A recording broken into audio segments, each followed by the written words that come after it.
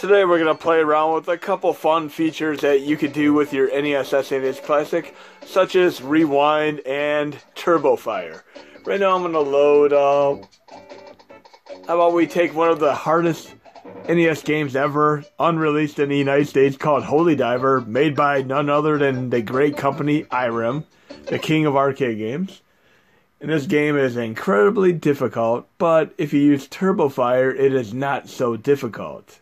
It is much more manageable. But simply custom kernel flashing with Hashi2CE will give you the ability to use Turbo Fire. It installs Clovercon. So I'm going to start the game per normal here. And I have just blah blah blah fire here. But if I hold down the attack button, and then hold down the select button on the controller, I have Turbo Fire. Look at this. So much easier to manage.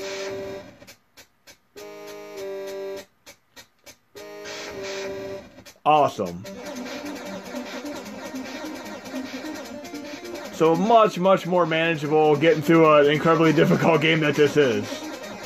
And this game was not released in the United States. The popular rumor is that it wasn't released in the United States due to religious overtones in the game, similar to the religious overtones that were in the Japanese version of Castlevania 3 that they censored out, but there are far more of them in this game that made it difficult to be able to deal with, so they just didn't release it. But if you want a great NES game that should have been released in the United States, here you go, Holy Diver. And Turbo Fire makes the game a lot easier. And I'm on a low core right now. May of 2003. And when you use Turbo Fire, there's actually a specific number of depresses that happen per second. In some games, if they use that, it pretty much breaks the game. I'm going to give you a perfect example of this in action. You know exactly what I'm talking about when I do it. So I'm going to load Final Fight Arcade as my prime example here.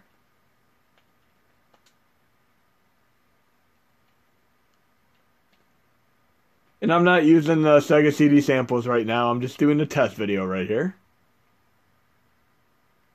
So I'm going to do Final Fight. And there's a magic number when it comes to Turbo Fire that makes the game just literally break in a way that the game is almost too easy when you have Turbo Fire enabled. You're going to see this right here. Especially when you pick the second character, not Hagar. And there are other games made by Capcom that follow the same Turbo Fire perimeter, and I'll mention a few of them. And Konami also has this.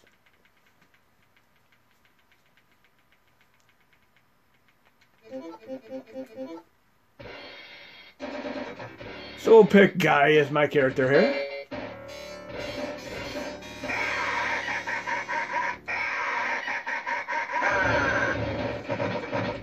Look at this. 16 times per second. The game is too easy now.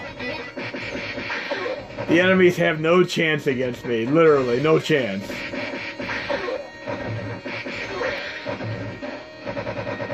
You can play almost any side-scrolling Capcom brawler game and use the same Turbo Fire and just break the game completely. Any game that uses a 16 times per second Turbo Fire, you break it. Batman Returns on Super Nintendo. I mean, Punisher by Capcom on arcade and Genesis.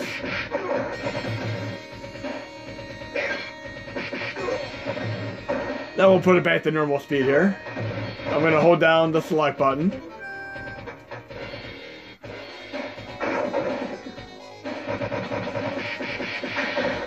Now I'm back to normal here. Look at this. Normal punches now. But I'm going to hold down Turbo again. Look at this.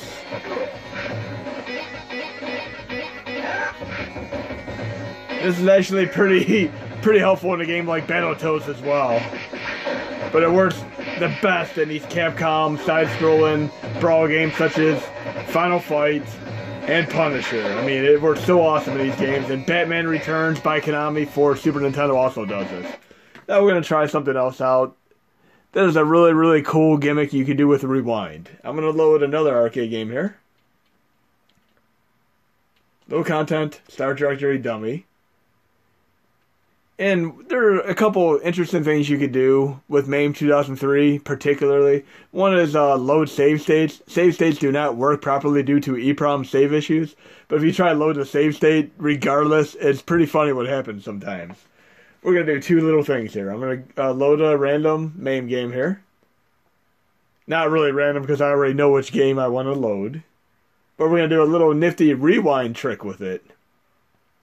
We're going to load Robotron 2084. I've always been a fan of twin-stick shooters from Robotron all the way up to Gauntlet Legends and Gauntlet Dark Legacy. Gauntlet Dark Legacy is probably one of my favorite arcade games of all time. Here we go, Robotron.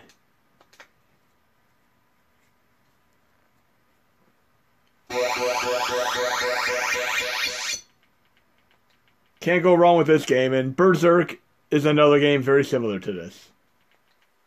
But love the twin-stick shooter games, always have.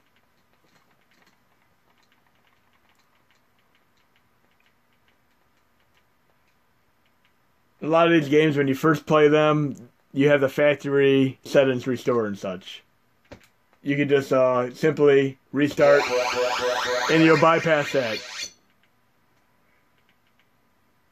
You'll notice this on games like Narc for sure. Just like that. When you have the game frozen, just restart.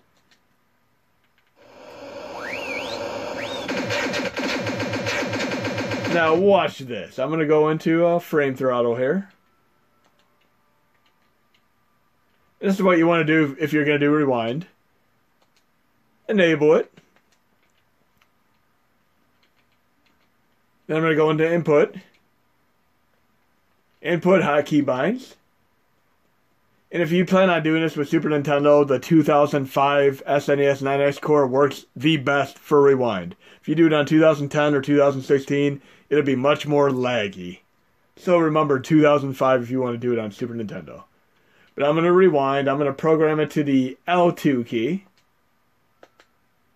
And here we go. Watch this.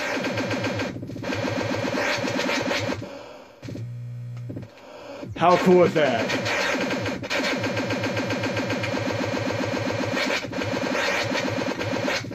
It's like a crazy psychedelic Etch-a-Sketch. Oh no, I'll just rewind it if I died.